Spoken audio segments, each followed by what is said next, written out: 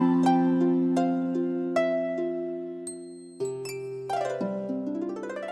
Shanti. At a time like this, it feels as if there's something that we need to do for the inner being. We're not able to do very much out there, so maybe we can do something inside and go on an inner journey. I'm sure that many people are turning to spirituality and meditation to help them cope with all the challenges that life is bringing. But what about meditation? There are so many different meditations on offer. It's become a spiritual supermarket. Which do I choose? How do I know what is going to be suitable for me? I really don't know where to begin. It depends actually on what I'm looking for. If I'm looking for concentration, if I'm looking for focusing my mind, there's a big variety to choose from.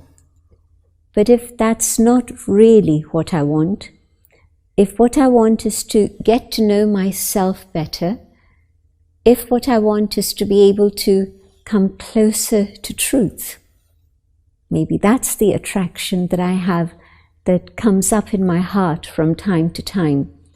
In a world of great, great falsehood, it really feels as if I need to have my own inner compass that's able to guide me towards truth. And maybe for some, I may be even looking for an experience of God. When I've perhaps asked people of different backgrounds, different traditions, to tell me of their experience of God, perhaps they've just quoted scriptures at me, and that doesn't really answer my question. I want to know if they have had an experience of God. But more than that, I want to know how to be able to have an experience of God myself. So, if these three things are something that you're interested in, knowing yourself more, coming closer to the truth, being able to have an experience through an understanding of God, then I would suggest that you experiment with Raj Yoga. We've heard this term, and we know that it existed 5,000 years ago. It's been written about in scriptures for thousands of years, and maybe you thought it was too difficult for you, that it was something that people had to dedicate their full life to, decades and decades and decades, and then maybe there would be some sort of progress and experience. Well, here's something that's very interesting. You don't need decades and decades. What you need is just a few minutes every day for the next 7 days. And in this period of 7 days, we'll give you a very simple introduction to Raj Yoga meditation. My feeling is that modern times need something that's easily assimilated. We don't have decades to study these things, and certainly we don't have decades in which we're just making effort with a hope that there'll be some attainment to the end. In the days of instant tea, instant coffee, instant everything, what we're looking for is something, if not instantly, but something that can bring me a guarantee, an assurance that I'm moving in the right direction fairly quickly. Experiment for just these short periods of time, maybe 20 minutes each day, for the next 7 days, and see how you get on. Let me first explain this term Raj Yoga. Raja, the king, the master, the sovereign, and yoga, again we've heard this term a lot, but it actually means union, communion, connection. And so it's referring to the connection, the union of the inner being, the soul, with the divine, with the supreme. So Raj Yoga means to reclaim the mastery over the self that I had lost. And then thirdly, Raj Yoga also means that yoga which is the highest of all the different yogas that exist, because it contains within itself the essence of all the different yogas. The Hatha Yoga, the discipline, the force, the determination, that comes within Raj Yoga, the Gyan Yoga, the Yoga of knowledge, Bhakti Yoga, the Yoga of love, of devotion, Karma Yoga, the Yoga of action. So think of all the different yogas and you'll see that Raj Yoga contains the essence of all of these, and so is the highest of all. So let us begin on the journey of Raj Yoga. The first awareness is the whole subject of who am I? It's a question that philosophers have explored for centuries, millennia. But still, today, if I ask myself the question, who am I? What is the answer that I get? Is it the answer of just those things related to my physical identity? And there's plenty of those. There's the identity at home. I'm a mother, I'm a father, I'm the son, I'm the daughter, whatever it may be. But is this who I am?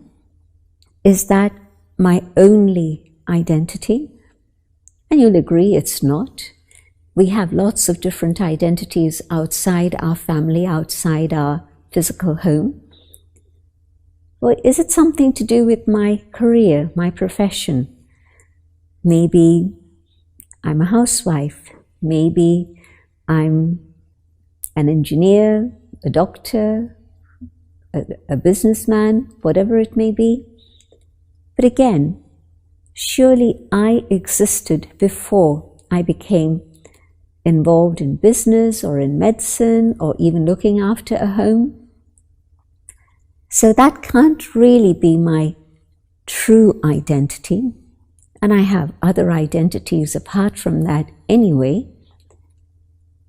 In my social life, I may be a friend to some, I may be a colleague to others, I may be just simply a sports companion. I play tennis with somebody, I play cricket with somebody, whatever it may be. And so what is my identity? If I were to look at all these different aspects of my life, does that explain to anyone who I truly am? I don't think so. It doesn't give them any indication of my true nature, who I am as a person, as an individual. It doesn't put across any of these ideas. And so, what are all these other things that seem to be invisible? I'm not able to see them, but definitely they're there, they're real. And all those invisible aspects of my own inner being are actually the aspects that genuinely reflect who I am. And so there's something apart from the external, which is internal, invisible, and maybe I need to explore that. And in that exploration, I'll find that probably this is very true, that there's a being inside which is connected with somehow my thoughts, my feelings, my memory, my experiences, my conscience, my personality. All of these things are hidden from view. Think about an iceberg, and only this much is visible. 1/10 is visible. 9/10 is not visible. Same thing. I meet you, and I instantly put you into a compartment. All sorts of labels, gender, age, color, religious tradition, religious background. These are just a few of the labels with which we identify people and put them into boxes, which actually is not right at all. I can't really know the personality of somebody just simply by gender. There may be a woman who's extremely strong and courageous And we would say, well, she's one of a kind. But no, there are many women who can be brave and strong and courageous. And equally, there may be a man who excels at all the things he's doing in the world out there, but he's also incredibly compassionate, very, very kind, very, very gentle. And so again, can you put that into a box or a category? Or you'll say, well, you don't find many like that. But in fact, you can. And so my point is that putting people into a box doesn't really work. And so all these external boxes that we tend to tick off in our minds don't tell us anything about the human being. We see the human form, but that's only the external identity. 9/10 are beneath the skin. The skin doesn't tell you very much. And anyway, it's only 1/18 of an inch. Peel off the skin, and what is there within? Then those differences of the external experience really make no difference in any way at all. So we are human, and as humans, we are all the same. Start off on the same footing. And then when we come to the being is very, very different. Each being is highly individual, absolutely unique. You will not find two beings who are identical. Their experiences make them different. Their nature, their preferences, their habits, all sorts of things are absolutely unique. Think about nature. Can you go to a tree and find two leaves which are identical? Probably not. You can try. It'll occupy a lot of your time, and if that's what you're looking for, good luck, that's fine. But each leaf is individual. It's only factory manufactured things that are identical. Nothing in life, nothing organic is identical. It really isn't. And so two beings who are human beings are vastly different in everything that they contain. The ingredients are the same, but the combination of those ingredients are vastly different. So for example, yes, every being has a conscious mind, every being has a personality, every being has conscience, but you can see how even between two beings, one will say this is right, and the other will say, well, I'm not quite sure. Maybe in these circumstances you say it's right, but maybe in other circumstances you would have to say it's wrong. And maybe those nuances of differences in the way in which we perceive things, experience things, understand things, all of these things are what make the individual absolutely unique. And so the exploration is to go on this journey within and feel the inner being separate to the physical form, the physical body. We would say that the soul is the driver and the body is the vehicle, the chariot that the soul uses to express itself and to gain information from the world out there and to absorb that information.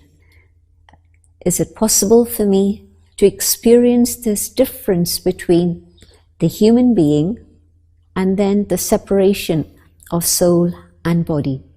Yes, of course it is. It's a matter of consciousness. And we can experiment with this idea and feel the difference between the physical form and the inner being. So let's experiment with this journey of meditation, and I'll share my own thoughts and invite you to follow these ideas and see what happens. And don't expect fireworks, don't expect miracles, but it's a gentle journey to come to that awareness of the inner being. So sit comfortably, preferably with both feet on the ground so that your body is balanced and your back straight so that you stay alert. And you can even keep your eyes open. And if you're keeping your eyes open and you want to focus for your eyes, you can focus on the center of my forehead, because we're going to experiment with this idea of the inner being, the soul. And the location of that is just here, not on the skin, but just behind, just in front of the pineal gland, just in front of the brain. Sitting quietly, I reflect on the things that I've just heard about. I don't believe them, but I decide that's okay. I want to try an experiment. I focus on this point behind the center of my forehead.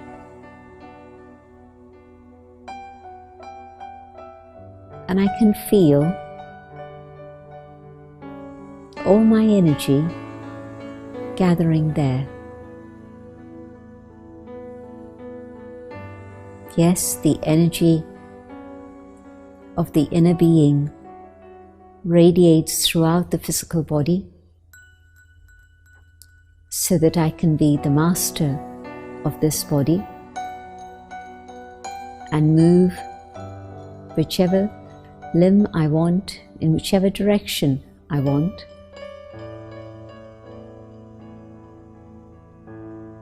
I am the master of this physical body. I control my eyes, my ears, my voice. All this happens in a very conscious way, but I haven't been aware of it. But now, for a few moments, I step away from doing, and I want to experience being.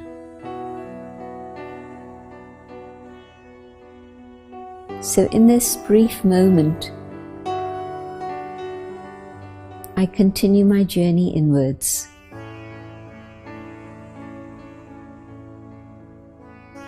And as I come to a point of energy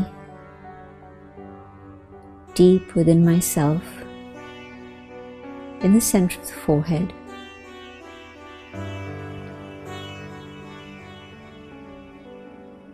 I can feel the separation. Soul, the inner being, and body.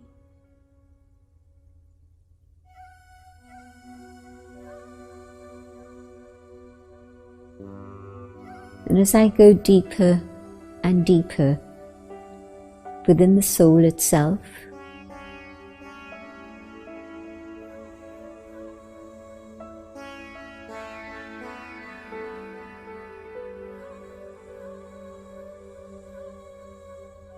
I begin to get a sense of stillness, of peace. My inner world becomes calm. Instead of thoughts racing here and there,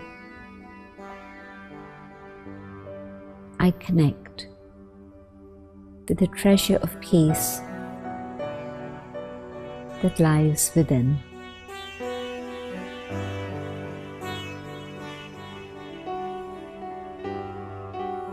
I am a being of peace. I hold this awareness and savor the experience.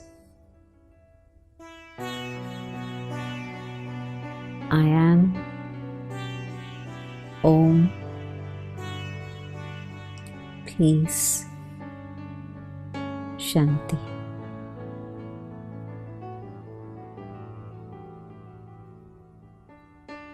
Having made this journey inwards experiment with it through the day. Try it for the next 24 hours. I am here and I am in charge of this vehicle. I hope you'll try it. And even if it's for just a few minutes each day, I would actually recommend a few minutes each hour. But never mind, even if it's just a few minutes through the day, or before you go to sleep, and first thing when you awaken, try it. And I'm sure you'll connect with that inner peace that definitely lies within each and every one. Om Shanti.